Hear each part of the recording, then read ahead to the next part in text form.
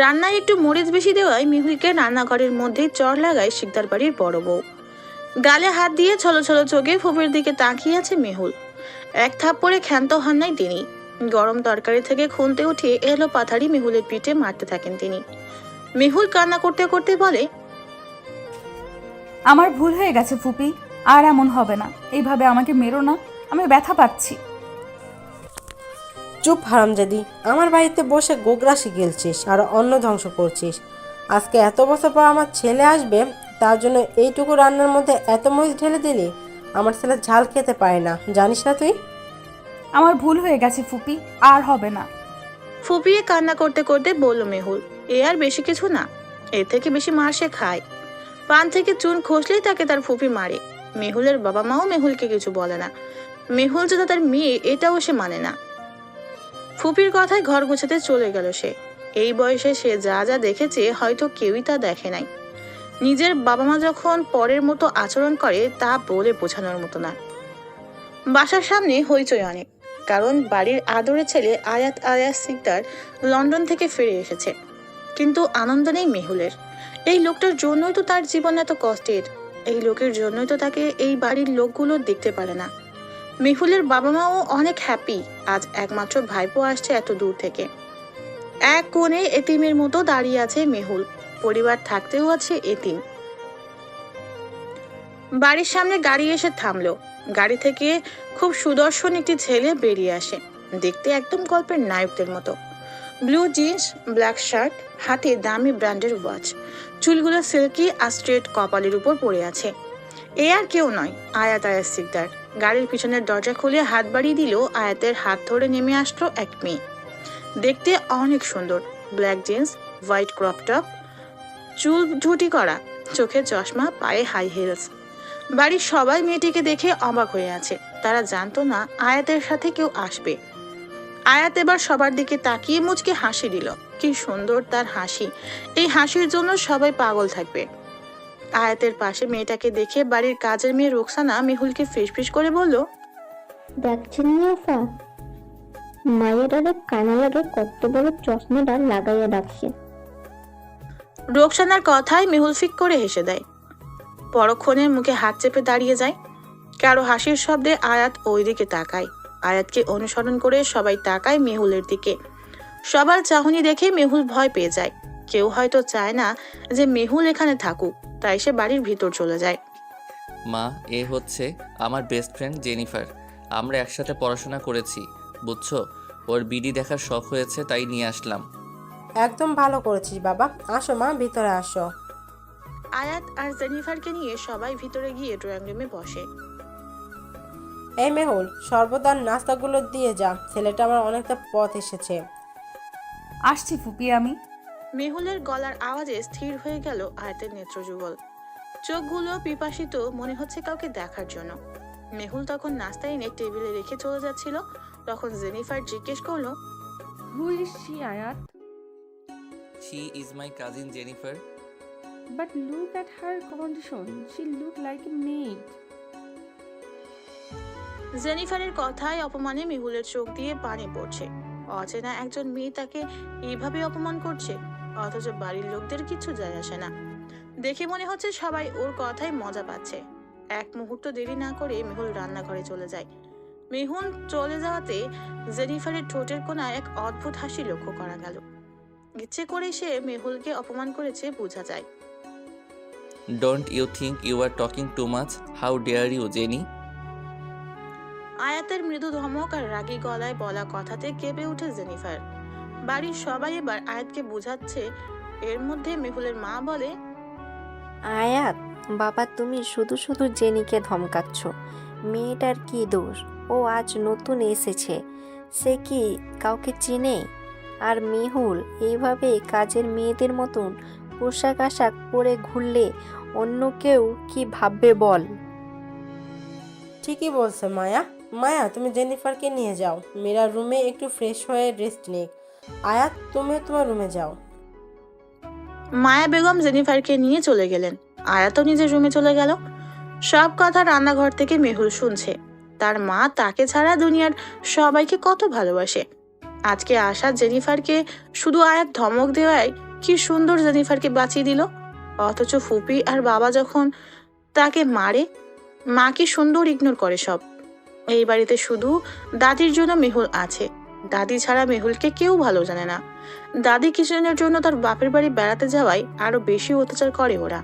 মেহুল ভেবে পায় না নিজের আপন মা বাবা কিভাবে এমন করতে পারে।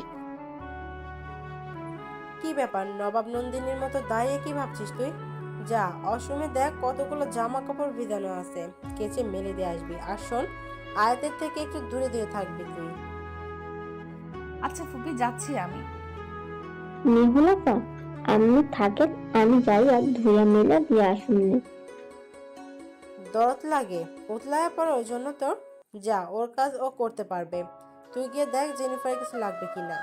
ফুপি চলে যেতেই দীর্ঘশ্বাস ফেলল মেহুল, আর রোকসানা বকতে লাগলো।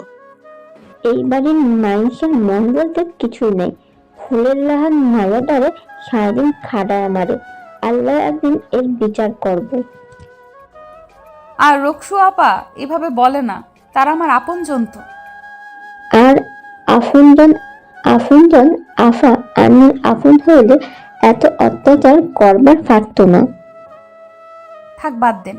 আপনি গিয়ে দেখে আসুন, না হলে ফুপি আপনাকেও বকবে। মেহুলের কথায় রোকসানা চলে গেল আফসোস করতে করতে। মেহুলও চলে গেল কাপড় কাচতে। কিন্তু তারা কেউ যদি একটু দেখতেও পারতো। কেউ তাদের সব কথা শুনে ফেলেছে। রাগে তার চোখ লাল হয়ে গেছে, হাত মুষ্টিবদ্ধ করে ফেলেছে। সে ভাবে না ও এইসব চলবে এই বাড়িতে। তারপর ওখান থেকে চলে আসলো। মেহুল, এই মেহুল, কই তুই? তাড়াতাড়ি আমার জন্য কফি বানিয়ে দিয়ে যা। আয়াতের কণ্ঠে ওর মা দৌড়ে যায় আর মেহুলকে ওয়াশরুম থেকে টেনে বের করে। আমার ছেলে এতক্ষণ ধরে কফি যাচ্ছে, কানে যায়নি তোর নবাবজাদি? মন কোন নাগরের কাছে থাকে তোর? বাজে ভাষা তার ফুপি তাকে বলে তা মেহুল কখনো নিতে পারে না। একজন শিক্ষিত মানুষ কিভাবে এত নোংরা ভাষা বলতে পারে? দরজা নক না করে রুমে যাওয়ায় কিছু অনাকাঙ্ক্ষিত ঘটনার সম্মুখীন হবে ভাবে নাই। মেহুলকে দেখে জেনিফার রেগে গেল, কিন্তু আয়াতের চোখের নির্লিপ্ত চাহনি বুঝতে পারে নাই। কারো রুমে ঢোকার আগে নক করতে হয় মেহুল, এই ম্যানার্স কি তোমার নেই? অস্পষ্ট বাংলা উচ্চারণ। জেনিফারের তবুও মনে হচ্ছে অপমান করার বিন্দুমাত্র সুযোগ সে হাতছাড়া করতে চায় না। আমি আমার ম্যানার্স জানি আপু, কিন্তু এটা জানতাম না যে আপনি ভাইয়াকে জড়িয়ে ধরে দাঁড়ায় থাকবেন। আর এরকম কাজ তো আমাদের বাসায় কেউ করে না। Shut up idiot, how dare you! আমার সাহস আছে কি নাই আমি আপনাকে বলার প্রয়োজন মনে করি না। আপনি ভুলে যাচ্ছেন আপু, আপনি এই বাড়ির মেহমান আর ভাইয়ার ফ্রেন্ড মাত্র। আর আমি এই বাড়ির নাতনি, তাই আমাকে অপমান করার অধিকার আপনার নাই। মেহুলের কথায় জেনিফারের রাগ আকাশচুম্বী। ধপধপে সাদা রঙের মুখশ্রী ক্রমশই লাল হয়ে যাচ্ছে। আয়াত, তুই এভাবে অপমান করাতে আমাকে এখানে এনেছিস, কিছু বলবি না? মেহু, কফি কি ঠান্ডা করে দিবি আমাকে? ইডিয়েট, কফি দিয়ে তোর কাজে যা। আয়াতের বিরক্তি মাখা কণ্ঠে মেহুল চুপচাপ কপির কাপ আয়াতের হাতে দিয়ে চলে যায় নিজের কাজে। কিছু অস্পষ্ট কথা মেহুলের কানে আসলেও কারো কথা আড়ি পেতে শোনার অভ্যাস নাই, তাই দাঁড়ালো না সে। আমি অবাক হচ্ছি জেনি, এটা তোর কেমন ব্যবহার? এত রাগ কেন তোর ওর উপর? আমি না বললে তুই ওর কথা জানতে পারতি না, তবুও এত রাগ কোথা থেকে আসে? আমি আসার পর থেকে দেখে আসছি জেনি, তোর ব্যবহার অ্যাগেইন। আমি এসব দেখলে আমার থেকে খারাপ কেউ হবে না। নেক্সট টাইম আমাকে টাচ করার দুঃসাহস ভুলেও দেখাবি না। এইভাবে কেন বলছিস আয়াত? You are friends right? Then I can hug you. You are right, we are friends but not more than anything Jenny. এইটা বাংলাদেশ, এখানকার কালচার আলাদা, মাইন্ড ইট। অপমানে মুখ কালো হয়ে গেল জেনির। সে আয়াতের রুম থেকে বেরিয়ে মীরার রুমে চলে গেল। মেহুল কাপড় কাচ্ছে আর কিছুক্ষণ আগের ঘটনা ভাবছে। পানির আওয়াজে আমি শুনতে পাই নাই যে আয়াত ভাইয়া কফি চাচ্ছে। হয়েছে হয়েছে, আর নাটক করা লাগবে না। যা, আমার ছেলেকে 1 কাপ কফি দিয়ে আয়। এটা ভাবিস না কফি করতে গেলে সব কাজ মাফ। কফি বানানোর পর দিয়ে আসবি, দিয়ে এসে সব কাপড় কাচা শেষ করবি। ফুফি চলে গেল আর মেহুল ভাবছে তার জীবনে তো অগোছালো কেন। ছোটবেলায় কি করেছে নিজেরই মনে নাই। অথচ সেই কাজের শাস্তি প্রতিনিয়ত পেয়ে যাচ্ছে। মীরা বাসায় নাই থাকলে হয়তো সাপোর্ট করত। এই বাসায় মীরা আর দাদু ছাড়া তো কেউ মেহুলকে ভালোবাসে না। কফি বানিয়ে আয়াতের রুমে সোজা ঢুকে পড়ল মেহুল, কারণ তার অনেক তাড়া ছিল। রুমে ঢুকে দেখে জেনিফার আয়াতকে জড়িয়ে ধরে রেখেছে। পরের ঘটনা তো জানাই। এসব ভাবনা বাদ দিয়ে মেহুল কাপড়গুলো নিয়ে ছাদে চলে গেল। প্রায় বিকেল এই টাইমে এত কাপড় কেউ কখনো ধোয় না, কিন্তু মেহুল জানে তার ফুপি তাকে খাটানোর জন্য এত কাপড় ভিজিয়েছে। ভিজা কাপড়ের ওজন বেশি হয়। বালতি ভরে কাপড় নিয়ে মেহুলের উঠতে অনেক কষ্ট হচ্ছে, তবুও উঠে সব কাপড় মেলে দিল। এ বাড়িতে ওয়াশিং মেশিন আছে, তবে তা ব্যবহার হয় না। কাপড় মেলার শেষে মেহুলের এখন নিচে নামার ইচ্ছে হলো না। কাটা খুলে দিল। ভিজে চুল বেঁধে রাখলে তার মাথা ব্যথা করে। চুল থেকে কাটা খোলার সাথে সাথেই চুলগুলো ছড়িয়ে পড়লো পেট জোরে। হাঁটু অবধি লম্বা ঘন কালো চুল বাতাসের সাথে উড়ছে। কি সুন্দর বাতাস চারদিকে, আর মেহুল সুদূর আকাশের দিকে তাকিয়ে ভাবছে এসব থেকে কি তার মুক্তি আছে। ভাবনায় এতই মশগুল মেহুল, কেউ যে পিছ থেকে তাকে গভীরভাবে পর্যবেক্ষণ করে যাচ্ছে তা সে টেরই পাচ্ছে না। কি ব্যাপার, এই অবেলায় ছাদে চুল ছেড়ে কাকে নিজের রূপের মায়ায় ফেলতে চাচ্ছিস মেহুল? আয়াতের কণ্ঠে ঘোর থেকে বেরিয়ে আসে মেহুল। কিছুক্ষণ লাগে আয়াতের তাচ্ছিল মাখা কথার মানে। শান্ত কণ্ঠে যে আয়াত তাকে অপমান করছে বুঝতে পারল সে। আপনি আপনার কাজে মনোযোগ দেন। ভাইয়া আমার কাজে হস্তক্ষেপ না করলে খুশি হব। ভালো কথা কি ভালো লাগবে তোর? বুঝিসই তো কিভাবে ছেলেদের রূপ দেখিয়ে পাগল করতে হয়। আয়াতের কণ্ঠে এবার রাগের আওয়াজ স্পষ্ট বোঝা যাচ্ছে, কিন্তু সামান্য ছাদে দাঁড়িয়ে থাকা অপরাধ যে তাকে এভাবে কথা শোনাচ্ছে। আয়াত, আমার ব্যাপার বোঝার আপনার প্রয়োজন নাই। আমার ভালো খারাপ বোঝার লোক আছে। আয়াতের জবাবের অপেক্ষা না করে বালতি নিয়ে নিচে নেমে গেল।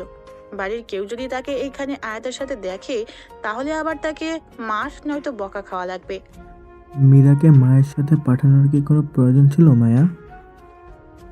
আমি কি করে জানবো বলো? আমার কথার দাম কি তোমার মা দেবে? নিয়ে গেছে সাথে করে। মেয়েটা হয়েছে বলদ। আয়াত আসছে বাসায়, কই না আয়াতের সাথে সাথে থাকবে তা না, দাদের আঁচল ধরে ঘুরবে। আয়াত একা আসেনি, সাথে করে এক বিদেশি নিয়ে আসছে। যে করেই হোক একে তাড়াতে হবে মায়া। বুঝতে পারছি আমি, তুমি চিন্তা করো না। আসুক, আমি দেখব। আর ওই জেনিকে তাড়াতে হবে। কিন্তু মেহুলের সাথে বেশি অন্যায় করা হচ্ছে না? মেয়েটাকে তো বড় আপা মারতেই থাকে। খুনি মেয়ের প্রতি দরদ কি তোমার উতলে পড়ছে নাকি মায়া? এত ভালোবাসা থাকলে নিজের কাছে টেনে কেন নিচ্ছ না? মেহুলের বাবার তাচ্ছিল্যপূর্ণ কথায় চুপ করে যায় সে। নিজের সুখের জন্য সে মেয়েটাকে বলি দিয়েছে, ভালো থাকার জন্য বর আর ননদের কথায় ওঠা বসা ছাড়া আর কিছুই করার নেই। রাতের রান্না চড়িয়ে দেয় মেহুল। তখন রান্নাঘরে মায়া বেগমের প্রবেশ। মাকে দেখে মেহুল কিছু বলে না, কারণ হুহা ছাড়া তো তার মা তার সাথে কথা বলে না। অথচ মীরাকে সে কি আদর। মেহুল মীরাকে হিংসা করে না, কিন্তু কষ্ট লাগে। মেহুলকে সবাই একটু ভালোবাসলে তো কোনো ক্ষতি হতো না। আজকে রান্না আমি করব, তুই গিয়ে পড়তে বস। কাল থেকে না তোর পরীক্ষা?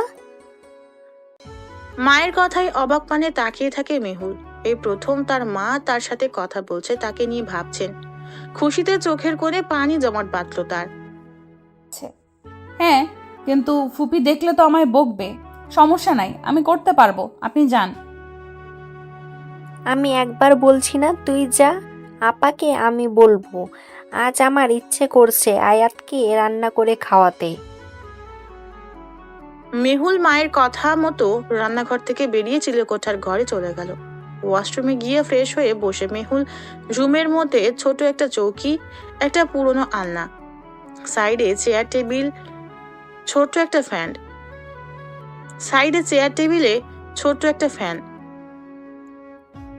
প্রথম একটু কষ্ট হলেও এখন কোনো সমস্যা হয় না তার। টেবিলে গিয়ে বই খুলে বসলো মেহুল। রাতের আধার পেরিয়ে নতুন দিনের সূচনা হয়। টেবিল থেকে মাথা তুলে তাকায়। ঘাড়ের দিকটায় প্রচন্ড ব্যথা করছে মেহুলের। ধীরে ধীরে টেবিল থেকে মাথা তুলে সে কাল রাতে পড়তে পড়তে সে ওখানেই ঘুমিয়ে পড়ে। চারিদিকে পাখির কিচিরমিচির শব্দ ভেসে আসছে। এ বাড়িতে এত সকালে কেউ ঘুম থেকে উঠে না, মেহুল আর রোকসানা ছাড়া। কাল রাতে না খেয়ে থাকার দরুন খিদেটা মাথাচাড়া দিয়ে উঠছে তার। কাল যে না খেয়ে আছে এই বাড়ির লোকের, এতে কিছুই হয় না। কেউ তাকে খাবারের জন্য ভুলেও ডাকে না। টেবিল থেকে উঠে আর মোড়া ভেঙে সে নিচে চলে যায়। ওয়াশরুম থেকে ফ্রেশ হয়ে রান্নাঘরে নাস্তা বানানোর জন্য যায়। রান্নাঘরে ততক্ষণে ফুপি নাস্তা বানানো শুরু করে দিয়েছে। মেহুলকে দেখে বলে, তাড়াতাড়ি কফি বানিয়ে আয়াতের রুমে আসো। ও সকালে কফি ছাড়া চলতে পারে না। আয়াতকে কফি দিয়ে এসে লেবু মধু গরম পানিতে মিক্সড করে জেনিফারকে দিবে। এটাতে যেন ভুল না হয়। নাস্তা আমি বানাচ্ছি, তুই গিয়ে এগুলো দিয়ে আয়। আর শোন, আয়াতের সামনে কোনো কথা বলার চেষ্টা ভুলেও করবি না। আয়াত যে কয়দিন দেশে আছে তোর আর কোনো কাজ করার দরকার নেই, রুমে থাকবি, তুই বের হবি না। বেশি তোর খাবার রোকসানা দিয়ে আসবে। মেহুল অবাক হয়ে শুধু ফুপির কথাই শুনে যাচ্ছে। কি হচ্ছে? কালোর মা, আজ আবার ফুপি, সবাই এত সুন্দরভাবে কথা বলছে। বেশি কিছু ভাবলো না। এমনিও আজ তার প্রি টেস্ট, কদিন পরই আবার ইয়ার চেঞ্জ এক্সাম শুরু হবে। কফি নিয়ে আয়াতের রুমের সামনে দাঁড়ায় মেহুল। আজ আর ভুল করলো না, সে দরজায় নক করলো। চলে আয়, নক করে ভদ্রতা দেখানো লাগবে না। কি করব বলুন? এখানে আবার নক না করলে ম্যানার্সহীন ভাবা হয়। তেরা তেরা কথা তো ভালোই শিখেছিস রে। সাহস দেখে অবাক হচ্ছি। শেষমেশ কিনা মেহুল এই আয়াত শিকদারকে। বাহ বাহ। আয়াত এক রু কুচকে তাকিয়ে আছে মেহুলের দিকে। মেহুল আয়াতের মনে কি চলছে তা তার চেহারা দেখে বোঝার চেষ্টা করলো। কিন্তু আয়াতের ঠান্ডা মুখশ্রীতে অদ্ভুত এক ক্রূর হাসি লেগে আছে। আর আয়াতের এই হাসির মানেটা বোধগম্য হলো না মেহুলের। এই লোকের থেকে যত দূরে থাকবে ততই মঙ্গল। আপনার সাথে এইসব আজেরা পেঁচাল করার সময় আমার কাছে নাই। আপনার কফি নেন। আমার সাথে বেশি চালাকি করার চেষ্টা করবি না মেহুল, ভুলেও না। আয়াত শিকদারকে আগের রূপে ফিরে যেতে বাধ্য করলে কারোর জন্য ভালো হবে না। আয়াত ক্ষমা করতে জানলেও তার কাছে ক্ষমা মানে এক জিনিস, আর তা কি ভালো করে জানিস? আয়াতের ঠান্ডা মাথায় দেওয়া হুমকিতে মেহুলের ভিতর নাড়িয়ে দিল। সেই কালো দিন মনে আসলেই শরীর রীতিমতো কাটা দিয়ে উঠছে। আয়াতকে দেখলে কেন জানি না ভয় আর রাগ দুটোই জেগে ওঠে ওর মনে। আপনি জানেন আমি আপনাকে এত পরিমাণ ঘৃণা করি তা বলার মতো না। আমার জীবনটা নরক বানিয়ে দিয়েছেন আপনি। আপনার জন্য এখন আমাকে ফুপিকে এইটুকু বলে আটকাই গেলি কেন? ফুপি মেহুলকে বারবার বলে দিছে আয়াতের সাথে বেশি কথা বলতে না। মেহুল কি করতে বসেছিল? ফুপির কাজ ভুলে বলে দিতে নেমেছিল। যদি ভুলেও ফুপির কানে যায়, আয়াত ভাই জানে মা ছেলের মধ্যে তুফান শুরু হয়ে যাবে। আসলে এক্সাম, তাই ফুপি জলদি নিচে যেতে বলছে। আয়াতকে কোনো কথা বলার সুযোগ না দিয়ে সে দ্রুত বের হয়ে যায়। এখনো হাত পা কাঁপছে, কলিজার পানি শুকিয়ে গেছে। মেহুলের যাওয়ার দিকে তাকিয়ে আছে আয়াত। মেহুলের কথা তার বিশ্বাস হচ্ছে না। মেহুল কিছু একটা লুকাচ্ছে, তা খুঁজে বের করতে হবে। মেহুল রান্নাঘরে গিয়ে জেনিফারের জন্য মধু লেবু দিয়ে পানির শরবত বানাচ্ছে। জেনিফারের কাছে তার একদম যেতে ইচ্ছে করে না। মেয়েটা কেমন যেন মেহুলকে দেখে অদ্ভুত ব্যবহার করে। মেহুল ভেবে পায় না এই অচেনা মেয়েটি কেন মেহুলের সাথে এমন রুড ব্যবহার করে। মেহুলকে দেখলেই জেনিফারের সাদা মুখ কালো হয়ে যায়। লেবু পানি নিয়ে মীরার রুমের দরজায় টোকা দিল। কে? ভিতরে আসতে পারেন। এই নিন আপু, আপনার পানি ফুপি পাঠিয়েছে। মেহুলকে দেখে জেনিফার কি যেন ভাবলো। মেহুল সেগুলো পাত্তা না দিয়ে চলে আসতে নিলে জেনিফার দরজার সামনে হাত আগলে দাঁড়ায়। মেহুলকে যেতে বাধা দেওয়ায় বিরক্তি লাগে। কি চাচ্ছে এই আজব মেয়েটা? আসছো? আমার আর কিছু লাগবে কি না জিজ্ঞেস না করেই চলে যাচ্ছ, স্ট্রেঞ্জ। সরি আপু, আমার জিজ্ঞেস করা উচিত ছিল। বলেন কি লাগবে আপনার? তা দেখছো, আমার জুতো ওখানে রাখা আছে, দেখো হালকা ধুলো লাগা আছে, ওইগুলো কাইন্ডলি একটু পরিষ্কার করে দিবে। মেহুল এবার জেনিফারের উদ্দেশ্যে বুঝতে পারছে জেনিফার যে ইচ্ছে করে মেহুলকে ছোট করতে চাচ্ছে। মেহুল এবার জেনিফারের দিকে তাকিয়ে মিষ্টি একটা হাসি দেয়। জেনিফার মেহুলের হাসি দেখে ভরকে যায়। আসলে আপু আমি এ বাড়ির কাজের লোক নই, বুঝছেন, যে আমাকে আপনি এইভাবে বলছেন। আর এই বাড়ির কাজের লোকদেরও কখনো জুতো পরিষ্কার করার মতো কাজ দিয়ে অপমান করা হয় না। অবশ্য এটা শিকদার বাড়ির শিক্ষা। আপনি উশৃঙ্খল দেশের মানুষ হয়ে এ দেশের well and good education, Bengali ethics সম্পর্কে, রেসপেক্ট সম্পর্কে কিভাবে জানবেন? মেহুল খুব সুন্দরভাবে যে জেনিফারের অপমানের পাল্টা জবাব দিয়ে দিবে তা জেনি মাথাতে আনে নাই। জেনির ধারণা মতে বাঙালি মেয়েরা নরম হবে, কাউকে উল্টো কথা বলতে পারবে না। জেনি জানতো না যে এদেশের মানুষ মনের দিক দিয়ে নরম হলেও আত্মসম্মান প্রবল, অযথা অন্যায় সহ্য করবে না। অবাক হয়ে মেহুলকে দেখে যাচ্ছে, তার ভাবনায় ছিল মেহুলকে শান্ত দেখে ভাবছে মেয়েটা বোকা, অথচ সব কথা গুছিয়ে রিটার্ন করতে পারে। জেনিফারের রাগ হচ্ছে, না এভাবে বসে থাকলে হবে না, কিছু একটা খুব তাড়াতাড়ি করতে হবে, পরিস্থিতিকে হাতের বাইরে যেতে দেওয়া যাবে না। মেহুলের শান্তি লাগছে খুব, এভাবে সে যে জেনিকে উত্তর দিয়ে আসছে নিজেই বিশ্বাস করতে পারছে না। থাক এবার খেয়ে নেই, দান রেডি হয়ে যেতে হবে। মেহুল নাস্তা শেষ করে কলেজ ড্রেস পরে রেডি হয়ে নিল কলেজ যাওয়ার জন্য। ডাইনিং এ গিয়ে ফুপিকে উদ্দেশ্য করে বলল, আমি আসছি ফুপি, গেলাম, দোয়া করিও। আয়াত টিস্যুতে হাত মুছে নেয়, খাবার শেষ না করেই উঠতে উঠতে বলে, আম্মু আমি আজ ভার্সিটিতে যাব, স্যার ডেকেছেন, মেহুল যেন আমার সাথে যায়। আর এই নিয়ে আমি আর একটা বাক্য ওয়েস্ট করতে চাই না। আই হোপ কারো সমস্যা হবে না। আমিনা শিকদার কিছুক্ষণ ছেলের দিকে ফাল করে তাকিয়ে থেকে দুপাশে মাথা নাড়ায়, যাতে বোঝায় তার কোনো আপত্তি নেই। মেহুল, আজ তুই তোর আয়াত ভাইয়ের সাথে যা। আমিও যাবো আয়াত, তোমার সাথে চলো। আমি কোনো সার্কাসে খেলা দেখাতে যাচ্ছি না জেনি, যে তোকে নিয়ে যাব। লাইকে জোকার, ড্রামা কম করবি। আর কাল তোর ফ্লাইট, আমি প্লেনের টিকিট বুক করেছি, লাগেজ গুছিয়ে রাখিস। এই নিয়ে আমি রাতে কথা বলবো তোর সাথে। আয়াতের মুখে জেনির যাওয়ার কথা শুনে তো সবাই অবাক, তার থেকে জেনি আরো বেশি অবাক। মেহুলের বাবা এতে খুশি হয়েছে তা তার দিকে ভালোভাবে লক্ষ্য করা যায়। অবশেষে রাস্তা থেকে একটা কাঁটায় ক্লিয়ার হতে যাচ্ছে। জানো আমি অনেক অবাক হচ্ছি, সব থেকে বেশি অবাক হচ্ছি কেন জানো? একজনকে বিশ্বাস করেছিলাম, সে এইভাবে পিঠে ছুরি মারবে ভাবনায় আসে নাই। আয়াতের কথা মানে কেউ বুঝে উঠতে পারছে না। হ্যালো আয়াত, জেনির আব্বুর খোঁজ পাওয়া যাচ্ছে না, ওকে ফোনে পাচ্ছি না, তুই একটু ওকে জানিয়ে দিস। কি বলছিস এসব বাবা? জেনির আব্বুর কাছে কি হয়েছে? আর ওরা পুলিশকে ইনফর্ম করুক, জেনি গিয়ে তো আর খুঁজে বের করতে পারবে না। আম্মু জেনির আব্বু লাগে, আর ওর আব্বুর কাছেও প্রচুর আদরের। এই সময়ে জেনির ওখানে থাকা অনেক প্রয়োজন। জেনি ফ্লোরের দিকে তাকিয়ে সবার কথা চুপচাপ শুনে যাচ্ছে। ওর বাবার ঘটনাটা যে ও ভয় পেয়ে গেছে বোঝা যাচ্ছে, এই কাজ কে করেছে তাও বুঝে গেছে জেনি। আয়াত আমি ফিরে যাব, ড্যাডের কিছু হবে না তো? জেনি ফুপিয়ে কেঁদে উঠলো এটা দেখে। মেহুলের মন অনেক খারাপ হলো। মেয়েটা তার বাবাকে কত ভালোবাসে, নিশ্চিত ওর বাবাও ওকে প্রচন্ড ভালোবাসে।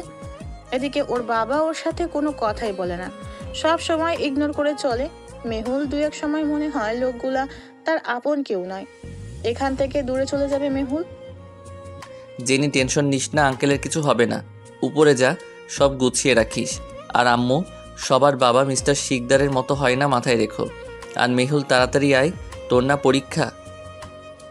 আয়াত এই বলে 2 সেকেন্ডও আর অপেক্ষা করলো না, বেরিয়ে গেল। আয়াতের পিছু পিছু মেহুলও গেল। মেহুলের লেট হয়ে যাচ্ছিল তাই সে আর কথা বলো না। আয়াত গাড়িতে গিয়ে অপেক্ষা করতে লাগলো। মেহুল পিছনের সিটের দরজা খুলে বসে পড়ে। আয়াত কথা বাড়ায় না, গাড়ি স্টার্ট করে। জেনিফার রুমে গিয়ে বারবার তার ভাইজনকে কল দিয়ে যাচ্ছে। John, where is dad? Jenny, can't find Dad. I think my brother has been kidnapped. What are you doing? You can take care of your father? All the games are dating out of hand. I am sorry, Jenny. I will try to find Dad. No, don't do anything. Today is my fight. I am coming soon. To me? Know that who? The kidnapper? Okay, then come on. Bye. John phone কেটে দিতেই jenny বসে ভাবে সে কিভাবে জানলো, আর কি জানতে পারছে। যেহেতু তার বাবাকে উঠাই নিছে, তার মানে অনেক কিছুই জানে। যদি সে সবকিছু সম্পর্কে জেনে যায়, তাহলে জেনি কিছুতেই বাঁচতে পারবে না। জলদি ওখানে ফিরে বসের সাথে যোগাযোগ করতে হবে। এতদিনে তো এত পরিশ্রম কিছুতেই ফেল হতে দেওয়া যাবে না। লন্ডনের বিলাসবহুল কেবিন রুমে বসে আছে এক শাটৌত ব্যক্তি, আর তার পাশে বসা একজন যুবক। দুজন কিছু বিষয় নিয়ে খুব গুরুত্বপূর্ণ আলোচনা করছে। তারা কি নিয়ে আলোচনা করছে তা স্পষ্ট কিছু কথা শোনা যাচ্ছে। তোমার বাংলাদেশে যাওয়ার সময় চলে এসেছে, চ্যাম্প। হ্যাঁ চাচু, আমি অলরেডি টিকিট বুক করে ফেলেছি। গুড মাই সান, তাহলে কাল থেকে অনেক বড় দায়িত্ব তোমার। হ্যাঁ চাচু, আমি চেষ্টা করব। সব কিছুর সবার ষড়যন্ত্রের শিকার আমি নিষ্পাপ মেয়েটাকে পেতে দিব না। আমার তোমার প্রতি বিশ্বাস আছে my son. All the best. লোকটির কথায় যুবকের মুখে কিঞ্চিত পরিমাণ হাসির রেখা দেখাই যায়। ছেলেটি চলে যেতেই লোকটি চশমা খুলে নিজের চোখের কোণের পানি মুছে ফেলে। আপন কিছু মানুষের বেইমানির জন্য আজ তার এই অবস্থা। কিভাবে মানুষ আপন মানুষের চেহারা নিয়ে পিঠে ছুরি চালায়। কিন্তু না, অনেক হয়েছে। এবার খেলার নিয়ম পাল্টানোর সময়, সবকিছুর হিসাব নেওয়ার সময়। তোমরা যেভাবে আমার থেকে আমার সব কেড়ে নিয়েছো, তেমনি তোমাদের আপনকেও তোমাদের কাজের হিসাব নেবে। বাংলাদেশ। পরীক্ষা শেষ করে বের হতে হতে মেহুলের 12টা বেজে যায়। যে গরম ঘেমে নিয়ে একাকার অবস্থা। পরীক্ষা তার অনেক ভালো হয়েছে।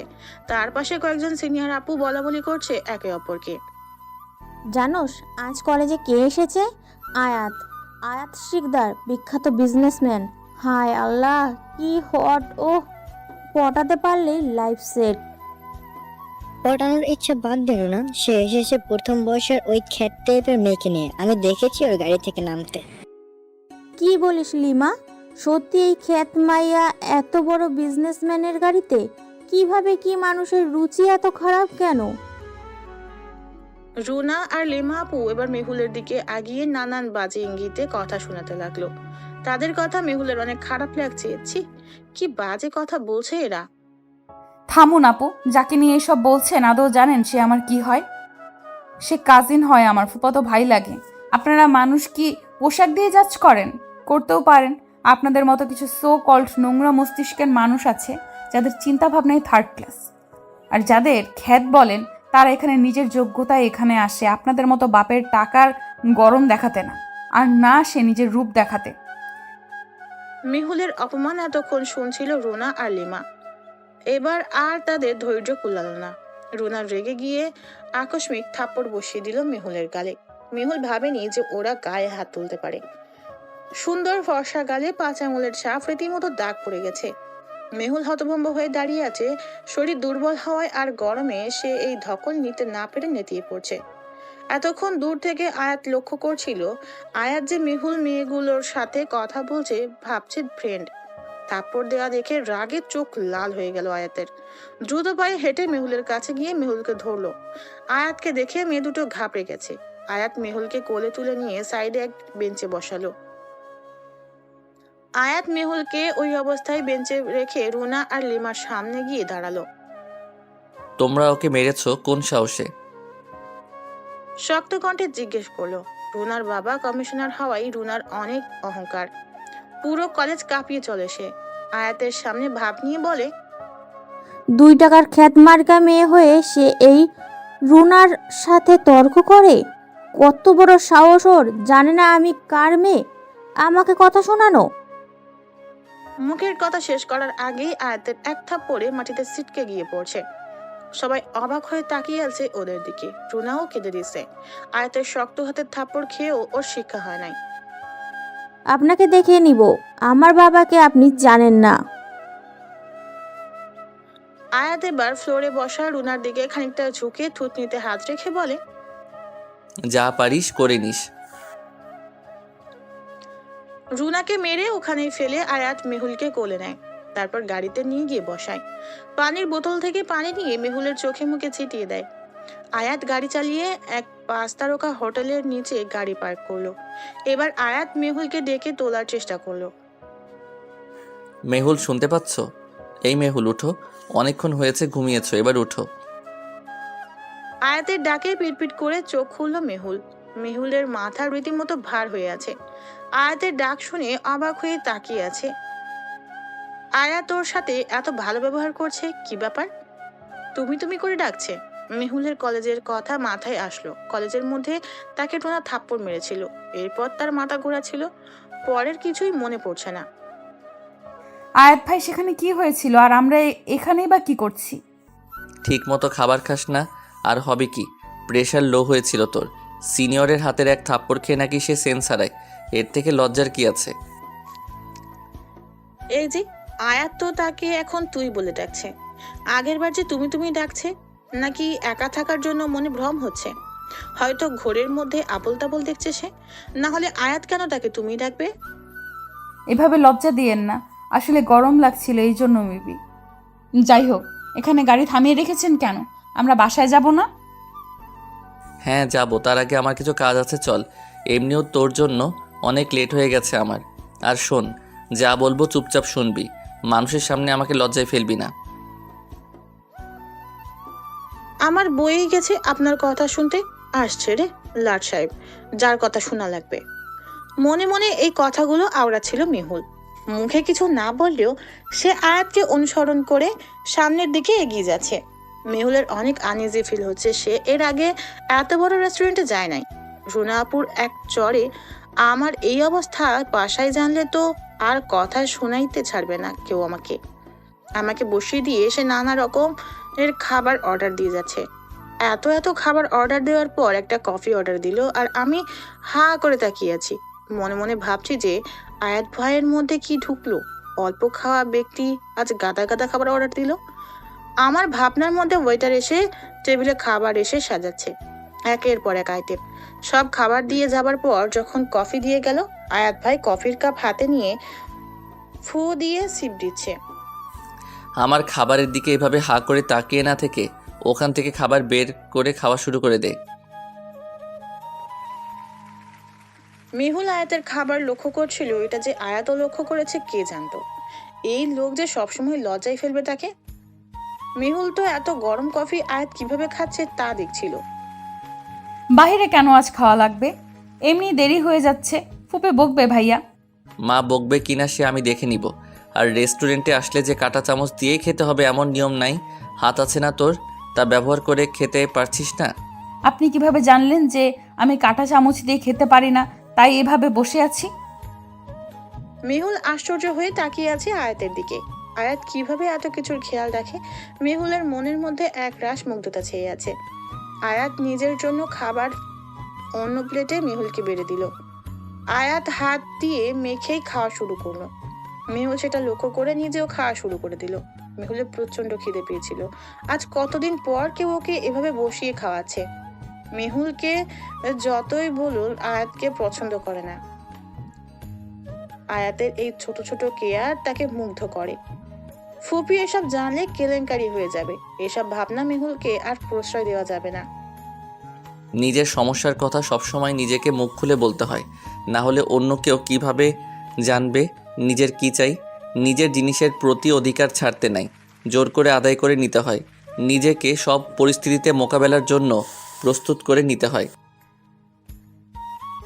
আমি সব রকম পরিস্থিতিতে নিজেকে খুব ভালোভাবে সামলাতে পারি। আজকে এমন হবে মনে হয় নাই। এরপর আর কোনো কথা হলো না। সে নিজের মতো খাচ্ছে, মেহুল তার মতো খাচ্ছে। খাওয়া দাওয়া শেষে বিল পে করে বেরিয়ে যায় ওরা ওখান থেকে। এরপর সে মেহুলকে নিয়ে শপিং মলের দিকে ঢুকলো। ভাবলো হয়তো জেনিফার চলে যাবে, তার জন্য কেনাকাটা করতে আসে, তাই আর কিছু জিজ্ঞেস করলো না।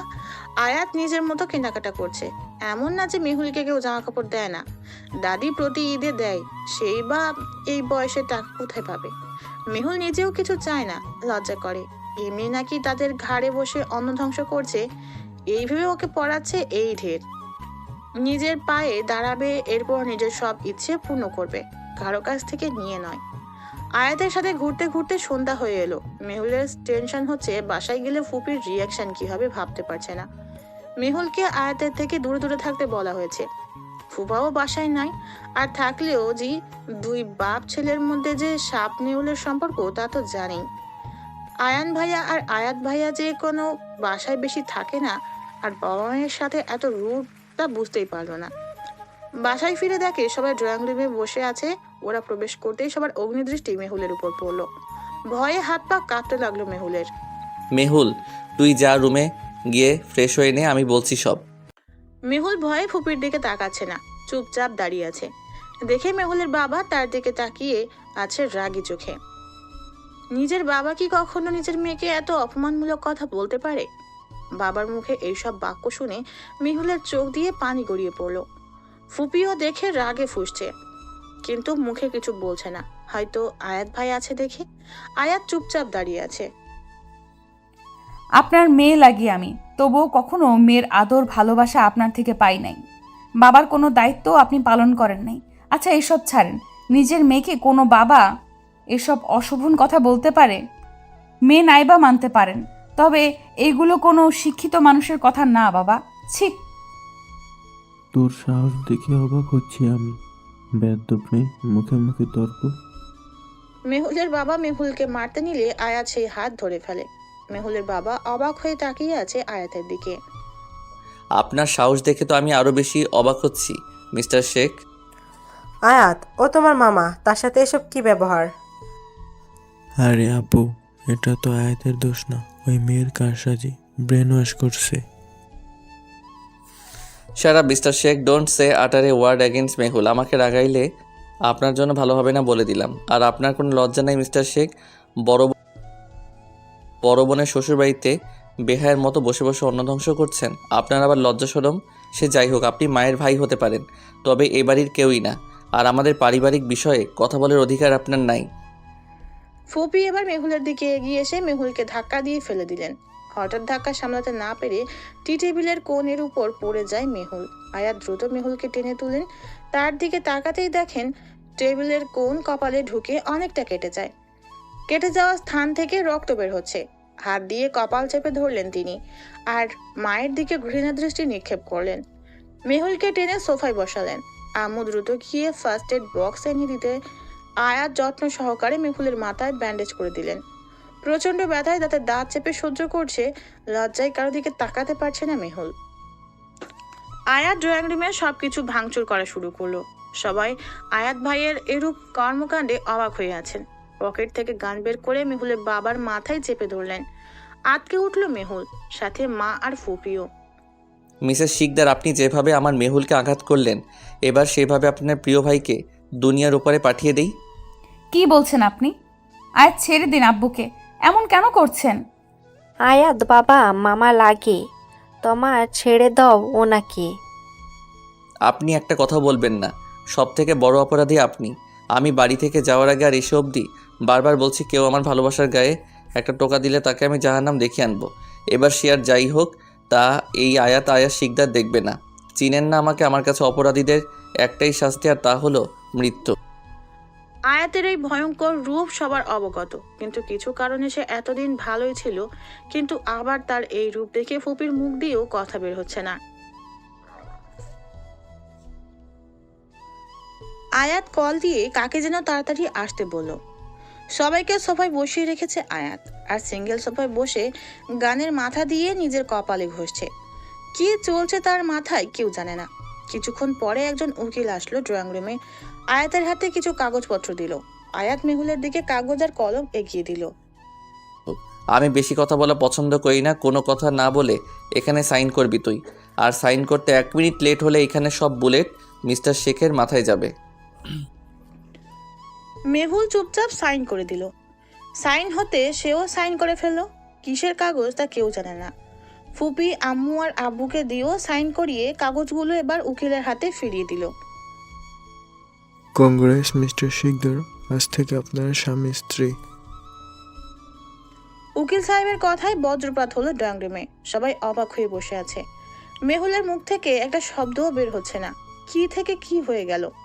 আয়াতের মুখে রহস্যময় এক হাসি লেগে আছে। কি থেকে কি হয়ে গেল বুঝলো না। সবার মাথায় হাত।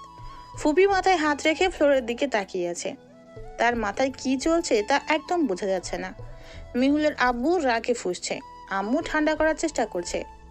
আম্মুর মতিগতি বোঝা বড় দায়। আয়াত সোফায় পা তুলে বসে আছে। বিয়ের পাট চুকেছে ঘন্টাখানেক আগে।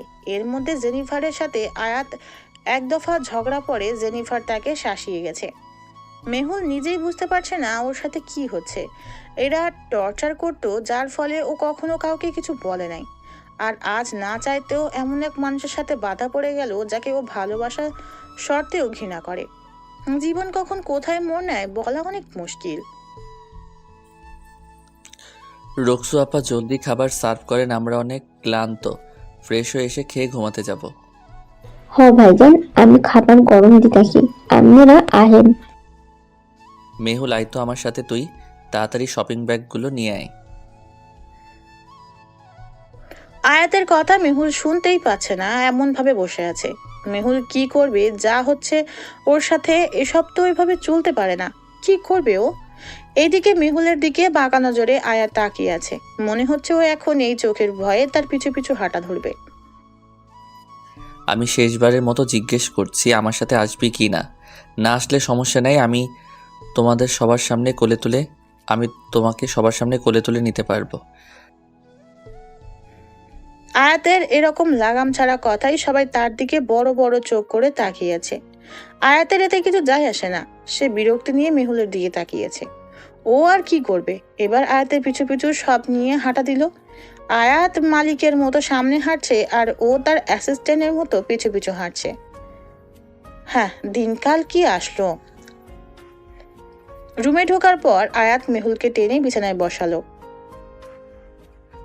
দেখো মেহুল, তোর মনে আমার জন্য কি আমি তা ভালো করেই জানি। এই নিয়ে আমি তোকে কিছু বলবো না।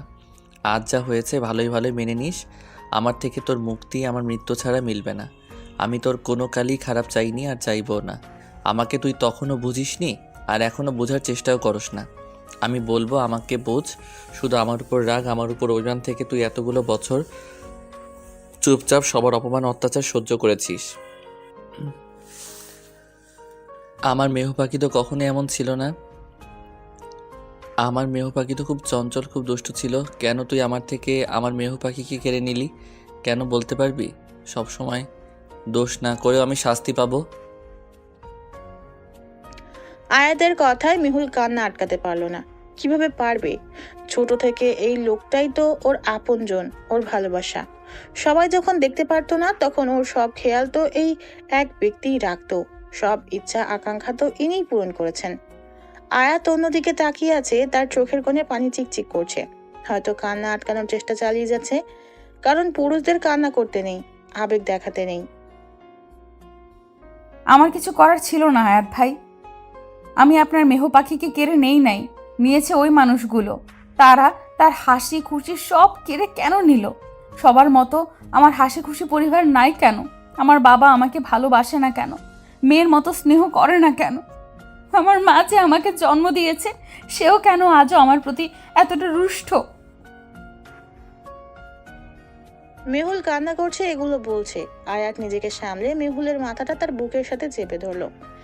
মেহুল আয়াতের বুকে নিজের খুব নিরাপদ স্থান খুঁজে পেল।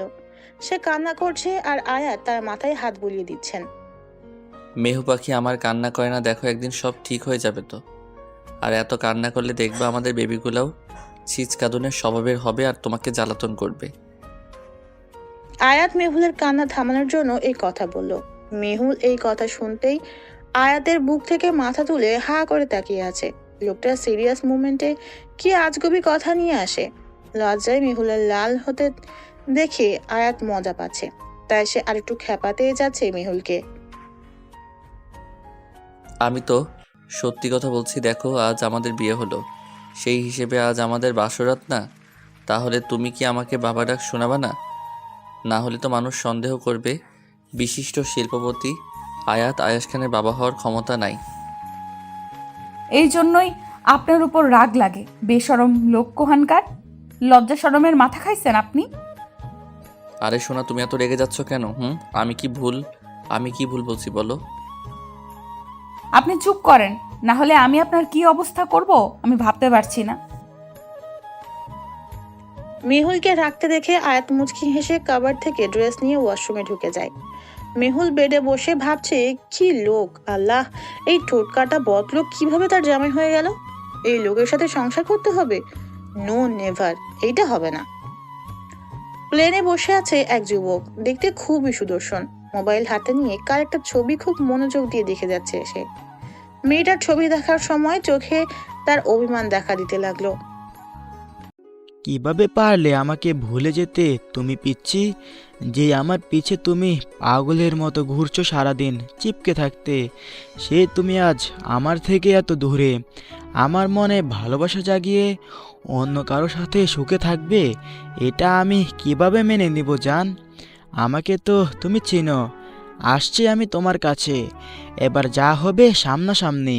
সব পাপীদের পাপের শাস্তি দেওয়ার সাথে তো আমি তোমাকেও ছাড়তে পারবো না। আমার মনে ভালোবাসা জাগিয়ে আমার থেকে দূরে থাকবে অন্য কারো সাথে। এতক্ষণ তাতে দাঁত চেপে কথাগুলো বলছিল সে। রাগে চোখ তার লাল হয়ে আছে, মুখে গম্ভীরতার ছাপ স্পষ্ট বোঝা যাচ্ছে। সবার জীবনে আবার নতুন কোনো ঝড় আসতে চলেছে। সবার জীবন কি আবারও এলোমেলো হয়ে যাবে, নাকি সব ঠিক হবে? আর এই অজানা লোকের কারণে কি মেহুল আর আয়াতের কোনো সমস্যা হবে? লোকটি নিজের সিটে মাথা এলিয়ে দিয়ে শুয়ে পড়লো, কারণ তার লক্ষ্য স্থির। আয়াত ওয়াশরুম থেকে বেরিয়ে দেখলো মেহুল ঠিক সেই আগের মতোই বসে আছে, কোনো নড়চড় নাই। এবার নিজের হাতের তোয়ালেটা সে মেহুলের দিকে ছুড়ে দিল। মেহুলের মুখের উপর কিছু একটা পড়তেই সে নাক মুখ কুঁচকে নিল। এক রাশ বিরক্তি নিয়ে সে আয়াতের দিকে তাকালো। এইভাবে সঙ্গের মতো না বসে থেকেই তো গিয়ে ফ্রেশ হয়ে আসতে পারো। যাও, খাবারের জন্য নিচে যাওয়া লাগবে। মেহুল রুম থেকে বের হতে যাচ্ছিল, তখন আয়াত পিছ থেকে তার এক হাত ধরে নেয়। কি হচ্ছে? ফ্রেশ হতে বললেন, এখন নিজের রুমে যাচ্ছি, আটকাচ্ছেন কেন? আজ থেকে তুমি এখানেই থাকবে, আর তোমার সব জিনিস চিলেকোঠার ঘর থেকে এখানে আনা হবে। আপাতত শপিং ব্যাগ থেকে নিয়ে ফ্রেশ হয়ে আসে। মেহুল অবাক হয়ে তাকিয়ে আছে। এখানে থাকতে হবে মানে? আয়াতের সাথে একসাথে এক রুমে? না, কখনো না। আয়াত এবার মেবি মেহুলের মনের কথা বুঝতে পারলো। উল্টা পাল্টা চিন্তা সরাও, চুপচাপ ফ্রেশ হয়ে আসো, না কি আমি নিজের হাতে মতো তোমাকে ফ্রেশ করিয়ে নিয়ে আসবো। আয়াত সত্যি যা বলবে তাই করবে, এটা ভেবে মেহুল ওয়াশরুমে দৌড়। মেহুল যাওয়ার পর আয়াত হাসতে হাসতে শেষ। মেয়েটা তাকে যা ভয় পায় আল্লাহ। মেহুল গোলাপি রঙের একটা গোল জামা পরে আসে, ভিজিয়ে চুলগুলো তোয়ালে দিয়ে মুছতে মুছতে বেরিয়ে আসে। আয়াত ঘোর লাগা চোখে মেহুলের দিকে তাকিয়ে আছে। ধীরে ধীরে মেহুলের দিকে আগাচ্ছে আয়াত। আয়াত মেহুলের দিকে আগাচ্ছে দেখে মেহুল চুপচাপ বসে পড়লো বেডের সাইডে। আয়াত ড্রেসিং টেবিল থেকে হেয়ার ড্রায়ার নিয়ে আসলো আর খুব যত্ন সহকারে মেহুলের চুল শুকিয়ে দিল। আয়াতের এবং কেয়ারিং স্বভাবের জন্য ওর ভালোবাসা বেড়ে যাচ্ছে। এতটা দুর্বল কিভাবে হয়ে পড়ছে এটা ঠিক না। আয়াত চুল শুকিয়ে দিয়ে ওর থেকে দূরে সরে গেল। তাড়াতাড়ি নিচে আসো, আমি তোমার জন্য ওয়েট করব। টেবিলে লেট করো না। আয়াতের মুখে তুই বাদে তুমি শব্দটা কেন যেন মনে হলো ওর ভিতরটা নাড়িয়ে দিল। জি, আপনি হাঁটুন, আমি আসছি, 2 মিনিট দিন আমাকে। ওর ভিতরটা নাড়িয়ে দিল। আয়াত চলে গেল আর মেহুল ওয়াশরুমে গিয়ে চুলের ক্লিপটি এনে চুল খোপা করে ক্লিপ দিয়ে আটকে দিল। মাথায় সুন্দর করে ঘোমটা দিয়ে নিল। কেন জানি না ওর খুব লজ্জা লাগছে আজ। সবার মুখোমুখি হতে ভয় আর লজ্জা দুটোই ঘিরে ধরছে ওকে। তবুও নিচে গেল, দেখলো সবাই থমথমে মুখে বসে খাবার খাচ্ছে আর আয়াত ওর জন্য অপেক্ষা করছে। মেহুলকে দেখতেই আয়াত ইশারা করলেন তার পাশে বসতে। ও গিয়ে বসে পড়লো। আয়াত মেহুলের প্লেটে খাবার বেড়ে দিয়ে খেতে বললেন। মেহুলের চোখ পানিতে ভরে গেল। সেই কবে কেউ ওকে খেতে দেখেছে বা বলেছে ওর মনে নাই। এই বাড়ির কোনো মানুষ কখনো বলে নাই ওকে তাদের পাশে বসে একই টেবিলে খাবার খেতে। কি হয়েছে? খাবার না খেয়ে কান্না করছিস কেন? তোর চোখে বলতো এত পানি কোথা থেকে আসে? তোমাদের এসব ভালোবাসা এখানে না দেখালেও হয়। এখানে তোমার মা আছেন, তোমার মামি আছেন, আর আমি আছি, ভুলে যাচ্ছ? প্রথমত আমি এখানে লিমিটের বাহিরে কিছু করছি না, আমার বেডরুম আছে। দ্বিতীয়ত মেয়ের অথবা ভাগ্নের দিকে এভাবে তাকাতে নেই। সেই কথা আপনি ভুলে গেছেন। আপনার স্ত্রীকে আমি মামি বলে মানি নাই, আর না কখনো মানব। আপনার আমার জন্য ম্যাটার করেন না। আর মা তার সম্মান নিজের প্রতি ছেলের চোখে নিজেই প্রতিনিয়ত নিচে নামাচ্ছে। আয়াত, আমি কিছু বলছি না দেখে ভেবো না কিছু বলবো না। তুমি ঠিক করো নাই, প্রস্তাবে দেখে নিও। মা হয়ে ছেলেকে অভিশাপ দিচ্ছ নাকি ছেলেকে হুমকি দিচ্ছ? কোনোটাই না। তোমার বাবা দেশে নেই, ভাবতে পারছো সে আসলে কি হবে? মিস্টার শিকদারকে আমি তো বাবা বলে মানি না, আর যাই হোক আমি তাকে ভয়ও পাচ্ছি না। আর তুমি কথা কি হা করে গিলছো? তাড়াতাড়ি খাবার খাও। আয়াতের ধমকে মেহুল থতমত খেয়ে যায় আর খাওয়া শুরু করে দেয়। মনে মনে ভাবছে, মেহুল কি খাটুস লোক। কই ভাবছে কথা বলছে, ওই ফাঁকে না খেয়ে উঠে যাবে। তার হলো কই? এই মানুষটার যে কয় চোখ আল্লাহ জানে। সবার খাওয়া শেষ, সবাই চলে যাচ্ছে, শুধু টেবিলে আয়াত আর মেহুল একমাত্র বসা। মেহুল অল্প অল্প করে খাবার খাচ্ছে চড়ুই পাখির মতো। রোকসু আপা, আপনিও এখানে বসে পড়ুন, মেহুল তো একা খাচ্ছে। আয়াতের কথায় রোকসানা আর মেহুল দুজনই অবাক হয়ে আছে। যেখানে এই ফ্যামিলির মানুষ মেহুলকেই কেয়ার করে না, সেখানে রোকসানা তো কাজের মেয়ে। আগে প্রতিদিন সব কাজ শেষ হলে সবার খাবার একদম পরে রোকসানা আর মেহুল একসাথে গল্প করত আর খেত। এই বাড়িতে রোকসানা আর মেহুলকে গুটি কয়েক মানুষ স্নেহ করেন। আয়াতের দাদু, আয়াত, মীরা আর আইজান।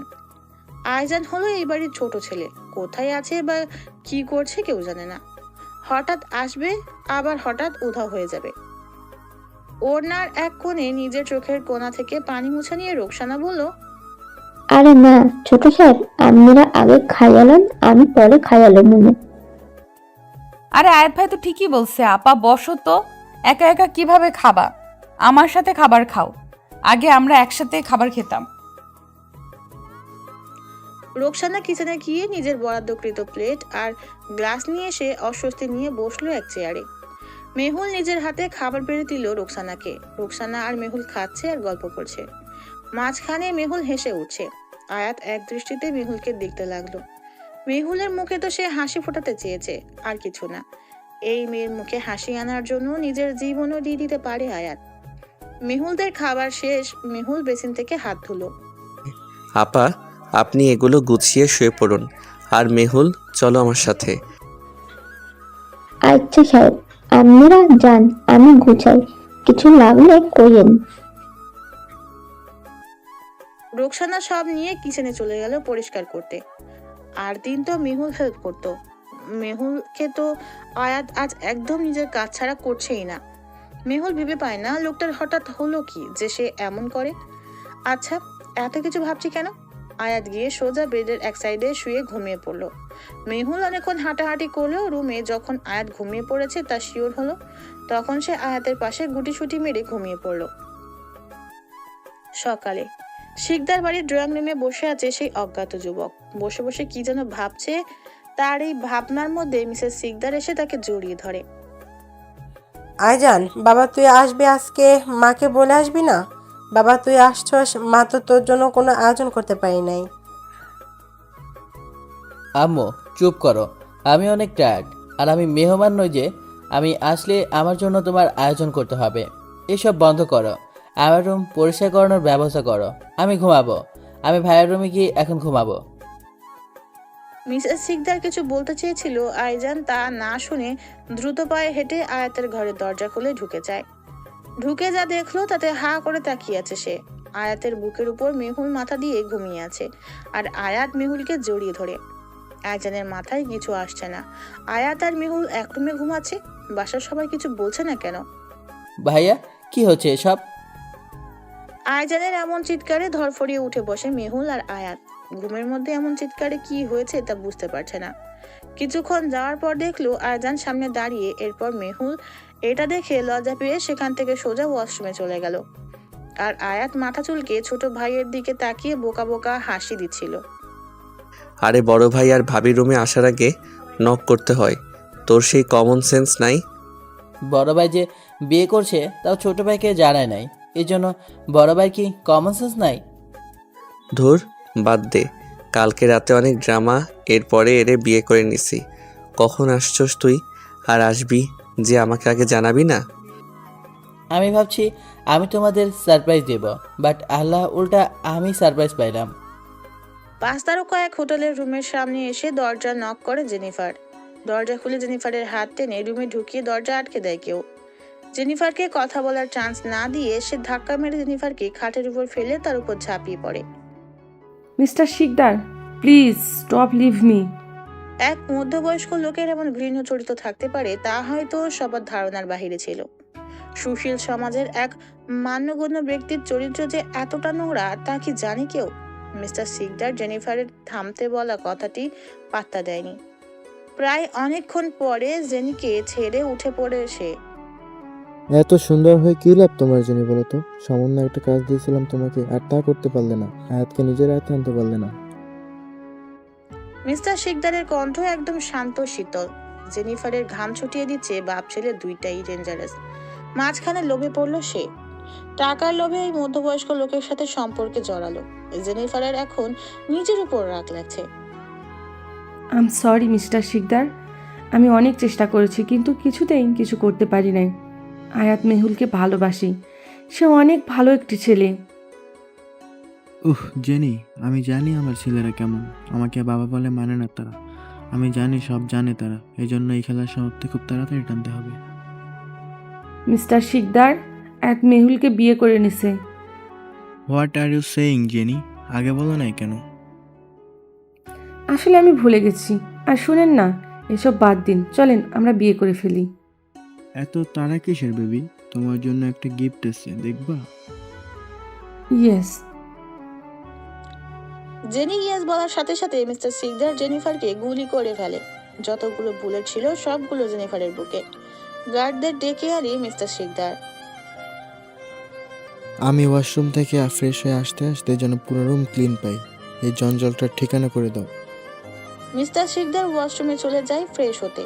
তার মধ্যে এক ফোঁটাও অনুশোচনা নাই। একটা মানুষ কতটা জঘন্য হতে পারে। গার্ডসরা চুপচাপ লাশ নিয়ে চলে গেল আর রুম ক্লিন করার জন্য হোটেল স্টাফদের পাঠালো। মিস্টার শিকদার যে কাল বিডিতে যাবে তার ওসব ঠিক করতে হবে। কি হবে এবার সে গেলে? শিকদার বাড়িতে আজ খুশির মেলা। এতগুলো বছর পর দুই ছেলে বাড়িতে এসেছে। তারপর আবার আয়াতের বিয়ের সব নিয়ে পরিবেশ জমজমাট। আয়াতের দাদিমা আর মীরাও চলে আসছে। ফেরার পর থেকে মীরা একবারও রুম থেকে বের হয়নি। বিষয়টি মেহুলের চোখে পড়লো। মেহুল মীরার রুমে গিয়ে নক করলো। কে ওখানে? আমি তোর আপু। তোমার কি আমার রুমে আসতে পারমিশন লাগে নাকি আপু? আমাকে লজ্জা দিচ্ছ তুমি। দূর পাগল, এতদিন পর এসে রুমে বন্দি হয়ে আছোস কেন? আপুর কাছে একবারও গেলি না? আর তুমি যে আমাকে না জানিয়ে ভাইকে বিয়ে করে ফেলেছো তার বেলায় আমি কি জানতাম নাকি ওই খারুসটাকে আমি বিয়ে করব? কাল রাতে অনেক কিছু হয়ে যায় বুঝছিস। পরিস্থিতি খারাপ ছিল আর আমরা কেউ জানতাম না আয়াত কিসের কাগজে সাইন নিচ্ছে। সাইন করার পরে বলে ওটা বিয়ের রেজিস্ট্রি। কি হয়েছিল আপু আমাকে বলো তো। মেহুল ওর সাথে ঘটে যাওয়া সব ঘটনার বিবরণ দিচ্ছে মীরাকে। মীরা শুনে আর ভাবে বাবা তো মীরাকে কত ভালোবাসে, শুধু আপুর সাথে বাজে বিহেভ করে। বাবা এতটা খারাপ কেন? আর বইলো না, আপুর প্রতি আমার দিনকে দিন ঘৃণার সৃষ্টি হচ্ছে। আমার বেলায় আপু কত ভালোবাসে, আর তোমার বেলায়? আর থাম তো, চল নিচে যাই, দাদুরা সবাই কথা বলছে। আচ্ছা চলো আমার সাথে তুমি। লন্ডনে? না, এভাবে বসে থাকলে হবে না। আমারও বিডিতে যেতে হবে, সবাইকে রক্ষা করতে হবে, আর আমার মেয়েটাকেও। ও বিডিতে যাওয়া মানে আমার মেয়ের ক্ষতি হওয়া, এটা কিছুতেই হতে পারে না। আমিও আসছি। অজ্ঞাত ব্যক্তিও বিডির জন্য বের হয়ে গেল। আরেকদিকে মিস্টার শিকদার ও দুইজনের গন্তব্য এক, কিন্তু উদ্দেশ্য আলাদা। কেউ ধ্বংস করতে যাচ্ছে তো কেউ রক্ষা করতে। শিকদার বাড়ি। সবাই ড্রয়িং রুমে বসে আছে দাদির পাশে, আর দাদি মুখ গোমড়া করে বসে আছে। দাদুর দুই হাত আয়াত আর আয়জা নিজের মুঠোয় নিয়ে বসে আছে। মূলত তারা দুইজন কিছু বলছে দাদিকে, আর তা মানানোর জন্য চেষ্টা করছে। সারা জীবন আমাকে বড় বউ বলে ডেকে আমার নাতনিকে বিয়ে করছে জামাই, আর ছোট জামাই তুমি আরেকজনকে বিয়ে করতে চাও? তাহলে এখন এই বুড়ো বউয়ের কি হবে? আমাকে তো ভুলে যাবে তোমরা, তাকে আমি জানি না। সরি দাদিমা, আমার ভুল হয়ে গেছে। তুমি হলে আমার একমাত্র কিউট বড় বউ, তোমাকে কিভাবে ভুলবো? আয়াত এইটুকু বলে আইজানকে চোখ মারলো। তা আইজান দেখে হাসলো। দুই ভাইয়ের মনে কি চলছে আল্লাহ জানে, এরা কি যে করবে। শোনো বড় ডার্লিং, আমরা দুই ভাই আছি না, একমাত্র সুন্দরী। তুমি কিভাবে, তুমি বলো, মানে যাও না প্লিজ। আইজান এত কিউট করে বলছে যা দেখে দাদু হেসে ফেললো। এর মানে সে রাজি। এটা দেখে দুই ভাইয়ের মুখেও বিশ্বজয় করা হাসি। শোনো, আমার দুই নাতির কাল বিয়ে হবে, তাও সব নিয়ম কানুন মেনে। আয়াতের সাথে তো মেহুরের রেজিস্ট্রি হয়েছে, তাই আগামীকাল শুধু তাদের ইসলামিকভাবে বিয়ে পড়ানো হবে। আইজান দাদু ভাইও আমাকে জানিয়েছে কাল সে বিয়ে করতে চায়, আর পাত্রী তার পছন্দের। সে অনুযায়ী সব আয়োজন করা হোক। দাদির কথায় আরেক দফা বজ্রপাত হলো ড্রয়িং রুমে। কেউ ভাবে না যে আইজান ফিরেই বিয়ে করবে, আর পাত্রীও ঠিক। ড্রয়িং রুমে তিনজন মানুষ বিষয় নিয়ে তাকিয়ে আছে, একজন ফুপি আর একজন মেহুলের আপু। আমার ছেলে বিয়ে করে ফেলেছে, অথচ আমি মা হয়ে আমার থেকে জিজ্ঞেসও করছে না, আর না আমাকে জানানোর প্রয়োজন মনে করে। আপনি আমাদের মা, পরে আগে মিস্টার শিকদারের স্ত্রী, আর মিস্টার শিকদারের স্ত্রী হয়ে থেকে গেলেন। আমার আর আমার ভাইয়ের মা হয়ে উঠতে পারলেন না। মুখে বললেই কেউ মা হয় না, তার মধ্যে মমতা স্নেহ থাকা লাগে, সন্তানের প্রতি দায়িত্ব পালন করা লাগে। আপনারা হয়তো টাকা দিয়েছেন, ন্যানি ঠিক করেছেন, আর যাই হোক, এটা দিয়ে ভালোবাসা প্রমাণ হয় না মা। ভাই ঠিকই বলেছে, আপনাকে এখনও আমও ডাকি, কারণ আপনার পায়ের নিচে আমাদের জান্নাত। অথচ আপনি মা হয়ে নিজেকে এমন জায়গায় নামিয়েছেন আর এক জঘন্য লোকের সাথে সংসার করেছেন।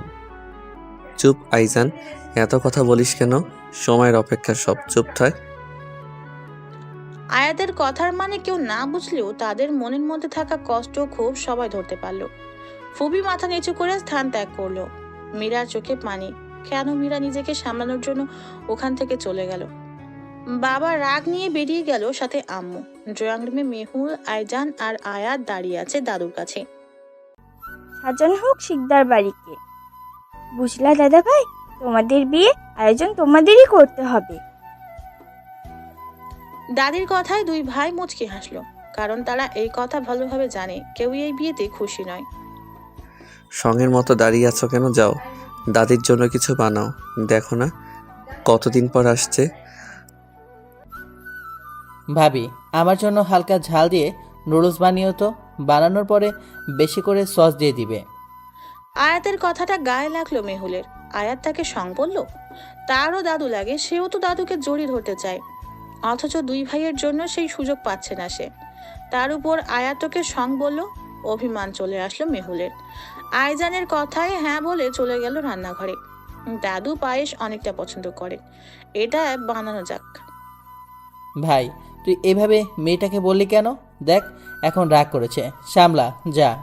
আরে রাখ রাখ, আমি এমনি ভাঙাতে পারবো, বাচ্চা একটা। জুরু, তাহলে তুই ওই বাচ্চা বিয়ে করলি কেন? আমি আমার বোনকে আরও ভালো ছেলের সাথে বিয়ে দিতে পারতাম। ভাই না শত্রু তুই? আর কিসের বোন? ও তোর বড় ভাবি লাগে। আজকে থেকে ভাবি ডাকবি। আসছে আমার বউকে বিয়ে দিতে। আয়াতের কথায় আইজান হেসে ফেলল। সে জানে মেহুলকে আইজান খুব ভালোবাসে। আসলে আসছে, হ্যাঁ আসছে, হ্যাঁ ভাগো তো। তুমি চলো, ওয়েডিং প্ল্যানারকে সব দায়িত্ব দিয়ে আমরা শপিং করে ফেলি। আমি আবার আমার বউয়ের লেহেঙ্গা একা কিনবো। নাটক করিস না, ছোট মেয়েটা দেখ কান্না করে নাক মুখ ফুলাচ্ছে। হালকা লজ্জা পাওয়ার ভান ধরে আয়াতকে বলছে। পায়েস আর নুডলস দিয়ে যেতে এই দুই ভাইয়ের কথোপকথনের হালকা কিছু মেহুলের কানে আসছে। মেহুল কিছুতেই হিসাব মিলাতে পারছে না। আইজান ভাইয়া, আপনার noodles with extra sauce and পায়েসটা ধরুন, কারো খাবার ইচ্ছা হলে খেতে পারে। আয়াত ও আইজান ভালো করেই জানে মেহুল আয়াতকে ইঙ্গিত করে বলছে কথাটা। আয়াত আইজান থেকে পায়েস নিয়ে খাওয়া শুরু করলো, আর আইজান নুডলস। ভাবি, আমার ভাগের পয়সা ফ্রিজে রাখবা, আমি ফিরে এসে ঠান্ডা ঠান্ডা খাবো। মেহুল চলে যাবার পর আইজান নুডলস খেতে লাগলো, আর আয়াত পায়েস। আয়াতের এই প্রথম মেহুলের হাতে বানানো কিছু খেলো। বলতেই হবে মেয়েটার রান্নার হাত দারুণ। ভাই তোমার তো উচিত ছিল তখনই ভাবির হাতে চুমু খাওয়া। থুর, এটা তুমি মিস করে দিলে। এখন চলো, আমাদের লেট হচ্ছে। হ্যাঁ, কাল সুদে আসলে শোধবোধ করে দিব, চল। দুই ভাই চলে গেল নিজেদের কাজে। মেহুল ওর ফুপির রুমে গিয়ে পায়েসের বাটি রেখে চলে আসলো দাদুর রুমে। দাদুকে দিয়ে চলে গেল মীরার রুমে। মীরা রুমের দরজা হালকা ফাঁকা করে দেখে মীরা বেডের উপর শুয়ে কেঁদে যাচ্ছে। মেহুল বুঝতে পারছে না মীরা কেন কাঁদছে। মেহুল গিয়ে মীরার কাঁধে হাত লাগলো। মীরা পাশ ফিরে বোনকে পেয়ে ভরসা পেল, তাই মেহুলকে জড়িয়ে ধরে ফুপিয়ে ফুপিয়ে কেঁদে যাচ্ছে। কি হয়েছে বোন, এভাবে কাঁদছিস কেন আমাকে বল। আপুরে, আমি কিভাবে নিজের ভালোবাসার মানুষকে অন্যের সাথে ঘর করতে দেখবো? আমার যে খুব কষ্ট হচ্ছে রে আপু। কি বলছিস? কে তোর ভালোবাসার মানুষ আর অন্য কারোর সাথে ঘর বাঁধছে মানে? আমি তো আইজান ভাইকে খুব ভালোবাসি আপু। যখন থেকে ভালোবাসার মানে বুঝতে শিখেছি তবে থেকে। সত্যি? তাহলে আইজান ভাইয়াকে বলছিস না কেন? বলে দে এখন। সে জানে আপু, সে সব জানে। আমার করা একটা ভুলের জন্য আজ আমি তাকে হারাচ্ছি আপু। আমাকে সব বল দেখি, আমি কিছু করতে পারি কিনা।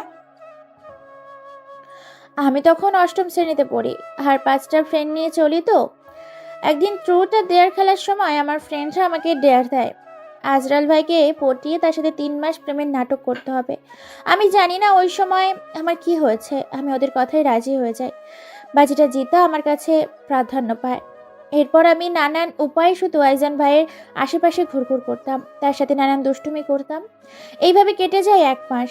ওইদিকে ওরাও তারা দিতে থাকে। একদিন আমি ছুরি নিয়ে হাতে একটা কাঠ দিয়ে বলি, হয়তো আমাকে ভালোবাসবে, নয়তো তখন হাত কেটে ফেলবো। বিশ্বাস করো আপু, আমি ধীরে ধীরে নাটক করতে করতে কখন যে তাকে ভালোবেসে ফেলি তা আমি জানি না। আমার এক ফ্রেন্ড ছিল প্রিয়া, সে আইজাল ভাইকে পছন্দ করত। একদিন সে আইজাল ভাইকে ডেকে সব বলে দেয়, আর ভাইয়া আমার ওপর রাগ করে আমাকে অনেক কথা শোনায় আর বাড়ি ছেড়ে চলে যায়। আমি বুঝতেই পারি নাই কি থেকে কি হয়ে গেল। আর যা তাকে বোঝাতে পারলাম এই ছোট্ট বাচ্চা মেয়েটা যে একে খুব ভালোবাসে। মীরার কথা শুনে স্তব্ধ হয়ে যায় মেহুল। সে থাকাকালীন এত ঘটনা ঘটে যায় আর সে খবরই পায় না তার বোন এগুলো করছে। তুই একদম ঠিক করছিস মীরা, ভালোবাসা খেলনা না। আমি আর আয়াত একে অপরকে ভালোবেসেও দূরে ছিলাম। আমরা বাধ্য হয়েছিলাম, পরিস্থিতি খুব খারাপ ছিল।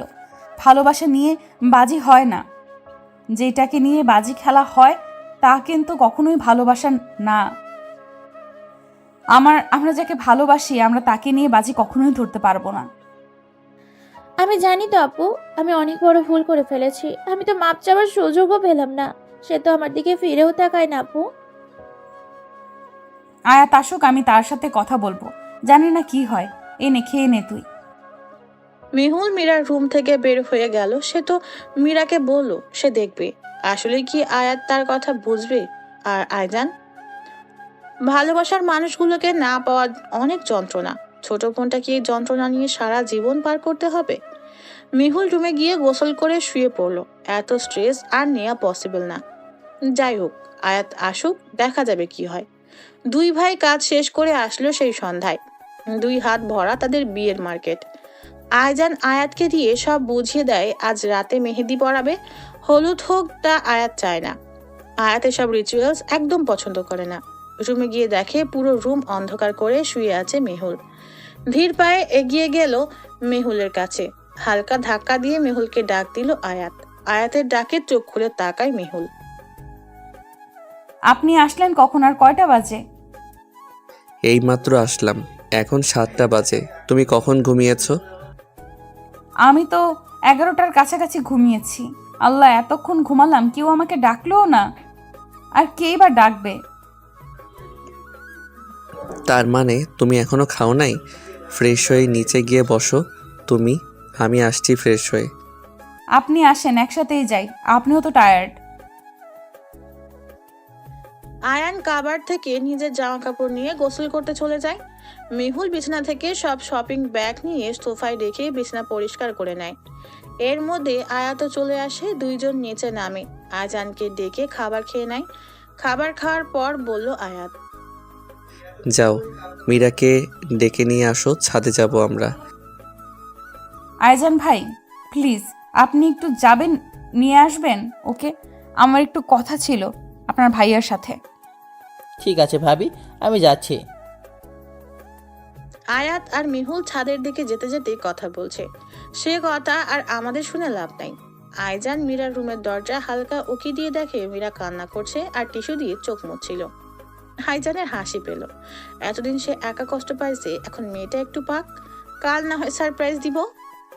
আসতে পারি মিস মীরা আপনার রুমে?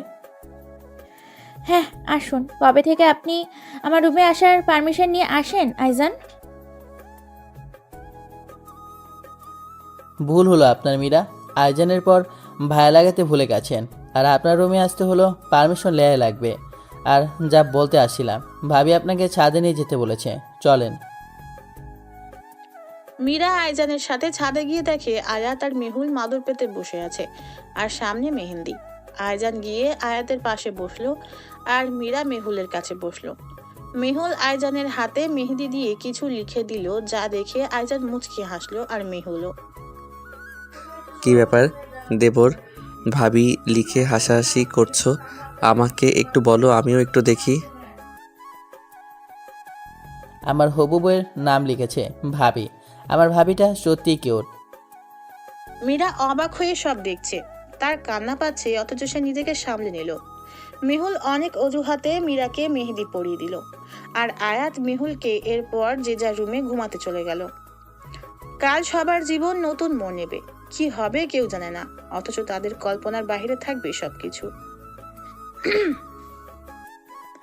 সকাল হতেই বিয়ের তোড়জোড় খুব সুন্দরভাবে সম্পন্ন হয়েছে। অনিচ্ছাকৃতভাবে মেহুলের বাবাও বিয়ের সব কাজে যোগ দিচ্ছে। মেহুলের মাকে খুব খুশি দেখা যাচ্ছে, শুধু হাসি নেই ফুপির মুখে। মেহুলকে আর মীরাকে সাজানো হচ্ছে। মেহুল মীরাকে জোর করে তার মতো সাজাচ্ছে, কারণ এটা মেহুলের স্বপ্ন। মেয়েরা মীরাকে সাজাচ্ছে আর ও কান্না করে নষ্ট করে দিচ্ছে। সব ঠিকঠাক, মেহুলের নিচে নামানো হলো। তখন আয়াত গিয়ে মেহুলকে নিয়ে সোফায় বসালো। সবাই আইজানকে তার বউ আনতে বলছে। আইজান মুচকি হেসে মীরাকে টেনে এনে সোফায় বসালো। সবাই অবাক হয়ে দেখছে, শুধু মীরা তো আরো বেশি অবাক। আমি মীরাকে অনেক আগে থেকে ভালোবাসি, এর মাঝে আমাদের একটু ঝগড়া হয়, তাই আমি তাকে কষ্ট দেওয়ার জন্য এত নাটক করি, কিন্তু বিয়েটা আমার মীরার সাথে হচ্ছে। মীরার বাবা অবাকের থেকে আরো বেশি খুশি হলো। আয়াত না হোক, আইজানি সই, দুইটাই ঘোড়ার ডিম পাড়া হাঁস। যাই হোক, ব্যাপারটা মন্দ হয় না, কিন্তু এবার কি হবে? দুলাভাই এসে যদি সব শেষ করে দেয়, না, তাকে থামাতে হবে। আইজান বাবা আমাকে বলতে আমি আরো ধুমধাম করে বিয়ের ব্যবস্থা করতাম, একটা মাত্র মেয়ে আমার বাবা। মেহুলের বাবার মুখ ফসকে বলা কথায়ও কষ্ট পেল। একটা মাত্র মেয়ে মানে? ও তো ওনার মেয়ে, উনি ওকে অস্বীকার করলো? আয়াত মেহুলের বাম হাতের উপর তার হাত রেখে ভরসা দিলেন। একমাত্র মেয়ে মানে আঙ্কেল, মেহুল কি আপনার সন্তান নয়? আরে ধুর বাবা, মুখ ফসকে বেরিয়ে গেছে। যাই হোক, চলো বিয়ের কাজ শুরু করি। তখনই পিছন থেকে কারো আওয়াজ ভেসে আসছে। মুখ ফসকে সত্যি কথা বের হয় আমি জানতাম, তাহলে কি এটাই সত্যি নাকি? মিস্টার শিকদারকে দেখে সবাই অবাক হচ্ছে। আজকে কি সবার অবাক করার দিন? আজব। ফুপি আর বাবা ফুপাকে দেখে অবাক হচ্ছে। Hi, welcome mister Sikdar, you are most welcome. তুমি আমাকে ওয়েলকাম না করলেও আসতাম, কারণ এই শিকদার বাড়ি আমার, আর আমার সন্তান দেখেই তোমরা এখানে। তাই নাকি মিস্টার শিকদার? আমার জানা মতে এইসব সম্পত্তির একমাত্র মালিক মাহিম শিকদার, আর তার মৃত্যুর পরে এসবের মালিক হবে তার একমাত্র কন্যা মেহুল শিকদার। আয়াতের কথাই সবার মাথায় বজ্রপাত হলো, বিশেষ করে মেহুলের। আয়াত কি সব বলছে? ওর বাবা মাহিম শিকদার কেন হবে? সেই বা কে? ছুটে আয়াতের কাছে চলে আসলো সে। আপনার মাথা ঠিক আছে আয়াত? কি সব বলছেন আপনি? আমার বাবা তো উনি, অন্য কেউ কিভাবে হবে? মা কিছু বলছো না কেন? মেহুলের মা মুখে আঁচল দিয়ে কান্না করে যাচ্ছে। আমার দাদির দুই ছেলে, বড় ছেলে মাহিম শিকদার আর ছোট ছেলে আসিম শিকদার, মানে আমার জন্মদাতা। মাহিম শিকদার ছিলেন খুব সৎ আর নিষ্ঠাবান একজন ব্যক্তি।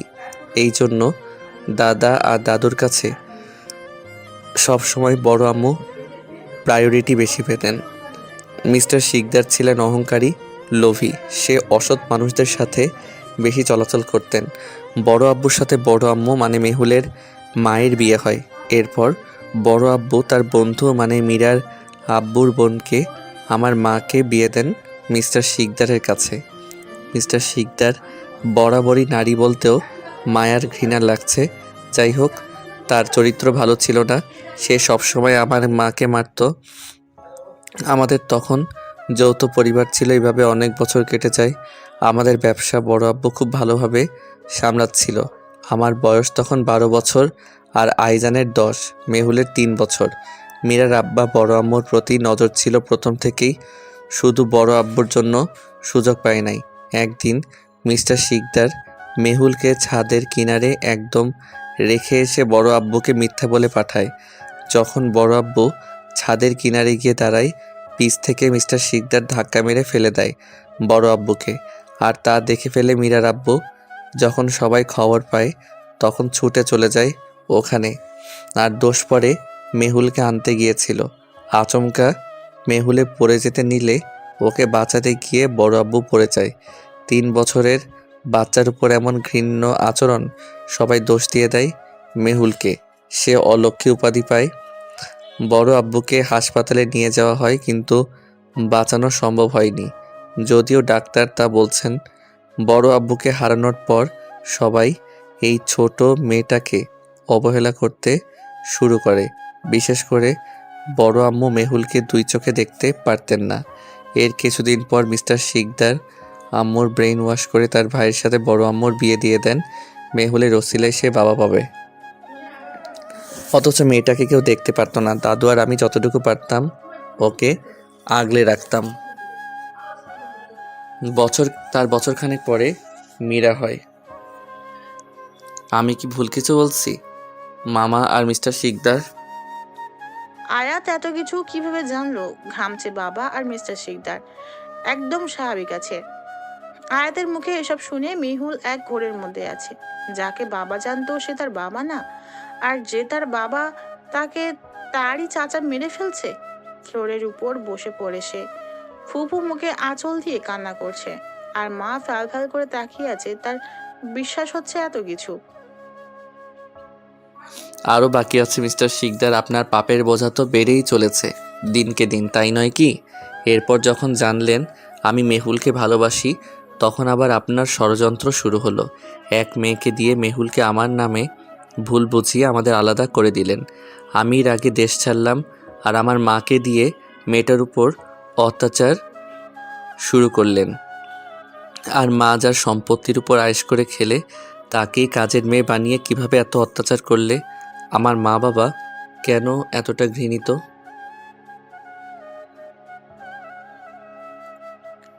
আয়াতের চোখের কোণে পানি চিকচিক করছে। ছেলেদের শক্ত থাকতে হয়, তাই হয়তো সে এত শক্ত। আমাকে কে শাস্তি দেবে? তুমি আয়াত? পারবে না। সবাই ভিতরে আসো তাড়াতাড়ি। মিস্টার শিকদারের এক ডাকে অনেক মানুষ চলে আসলো, সবার হাতে পিস্তল। আয়াত আমাকে উঠিয়ে আমার চোখের পানি মুছে দিচ্ছিল। মিস্টার শিকদার কাউকে বুঝে উঠতে দেওয়ার আগে আমার দিকে গুলি ছুড়লেন।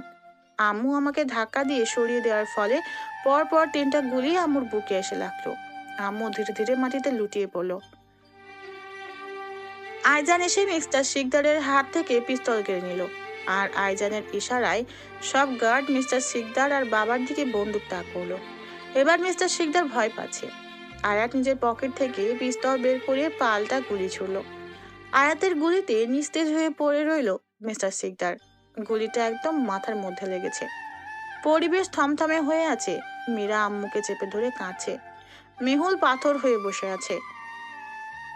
আমাকে ক্ষমা করে দিস মা, আমি অনেক অন্যায় করেছি তোর প্রতি। আল্লাহ আমাকে মাফ করবে না।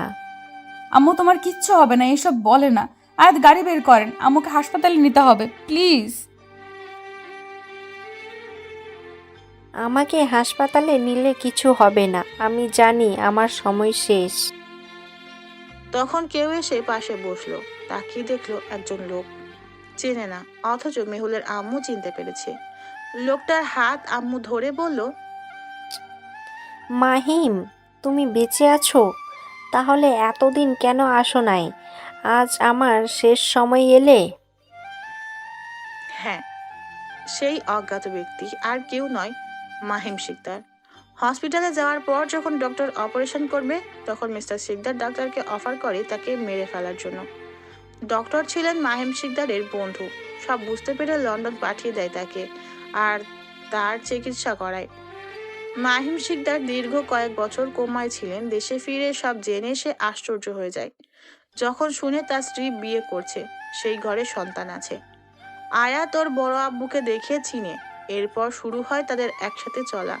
এর কিছু বছর পর আইজানকেও সব জানায়। এক ঝড় দুনিয়া তছনছ করে দিল। সেই ঘটনায় আজ পেরিয়ে গেল 5টি বছর। সেই দিন মেহুলের মা মারা যায়। সব প্রমাণের সাপেক্ষে মীরার বাবা এবং ফুপিকে যাবজ্জীবন কারাদণ্ড দেয়। আয়াত,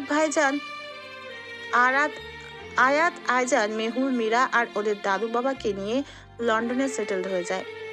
এখন খুব সুখে আছে মেহুল। আয়াত আর মেহুলের 3 বছরের একটা ছেলে, মাইজান শিকদার। আইজান আর মীরা 3 মাসের মেয়ে, আয়না শিকদার। এদের নিয়েই খুব শান্তিতে দিন কাটছে তাদের।